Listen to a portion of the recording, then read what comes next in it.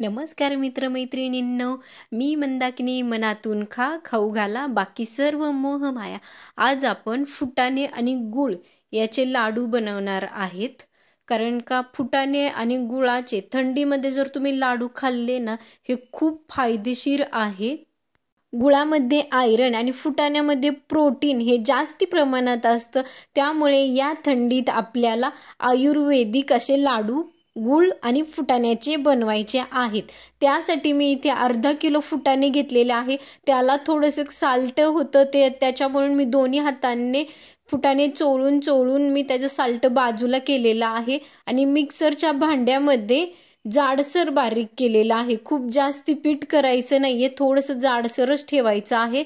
मी इथं 100 ग्रॅम काजू आणि बदाम घेतलेले आहेत. 100 ग्रॅम. तुम्हाला जर अजून अक्रोड काही मिक्स करायचं असलं तर करू शकता. काजू बदाम हे मिक्सरला जाडसर बारीक करायचं आहे.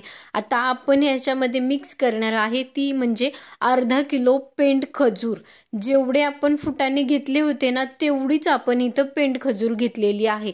ही पेंड खजूर मी बिना ब्याची घेतलेली आहे. जर तुमच्याकडं बियाची असली तर ब्या काढून टाका, नाही तर मिक्सर खराब होईल तुमचं. पेंड खजूर इम्युनिटी पॉवर वाढवते, हाडांना मजबूत करते, शुगर लेवल आपली कमी करते आणि स्किन एकदम सुंदर होते बरं का खजूर खाल्ल्याने. गुळ फुटाण्या लाडूचे ना इतके फायदे आहेत ना, तर ह्या थंडीमध्ये ना लहान मुलापासनं ते वयस्कर माणसांपर्यंत ना तुम्ही हे लाडू नक्की करून खा. बघा तुम्हाला काय अनुभव येतोय हे लाडू खाऊन आणि मला नक्की कमेंटमध्ये सांगा. हे बारीक करून घेतलेलं आहे आणि मी इथं 100 ग्रॅम गूळ आणि 50 ग्रॅम इथं मी मनुके टाकले आहे. मनुके ऑप्शनल आहे, तुम्हाला जर नसतील टाकायचे तर टाकू नका. हे मिश्रण चांगलं मिक्स करायचं आहे आणि हे लाडूचं मिश्रण तयार झालेलं आहे. बघा एक गोळा तयार होतोय कसा.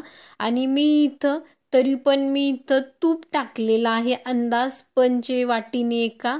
तर हे तूप टाकल्यावर चांगलं दोन्ही हातांनी हे मिश्रण हातावर चोळून घ्यायचं आहे आणि एकजीव करून घ्यायचं आहे, जेणेकरून आपले लाडू ना पटपट बांधता येतील. जर तुम्हाला अजून तूप त्यात टाकायचं असलं ना, तर तुम्ही 1 वाटी तूप टाकू शकता. कारण का लहान मुलं ना तूप खायला इतके नखरे करतात आणि आपल्याला वाटतं की त्यांनी तूप खावं, कशामधनं तूप त्यांच्या पोटात गेलं पाहिजे असं वाटत असतं आपल्याला. त्याच्यामुळे तुम्ही अजून 1 वाटी ॲड करू शकता इथं तुपाची. हे गुळ फुटाण्याचे लाडू ना तुम्ही महिनाभर सुद्धा डब्यामध्ये ठेवले ना तरी पण ह्या लाडूला काहीच होत नाही. त्याच्यामुळे हे थंडीत ह्या वर्षी लाडू आपण बनवायचेच. तुम्हाला हे गुळ फुटाण्याचे आयरननी आणि प्रोटीननी भरलेले लाडू जर तुम्हाला आवडले असले तर नक्की मित्रमैत्रिणींसोबत शेअर करा आणि एक लाईक करा आणि नक्की माझ्या चॅनलला सबस्क्राईब करा नवीन व्हिडिओंसाठी.